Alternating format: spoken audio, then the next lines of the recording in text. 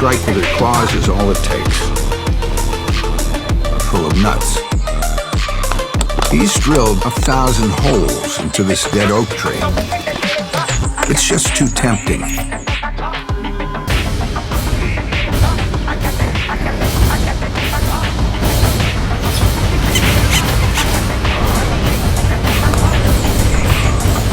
And if your skull's so thick you haven't learned your lesson the first time, the woodpecker's happy to teach the lesson again and again.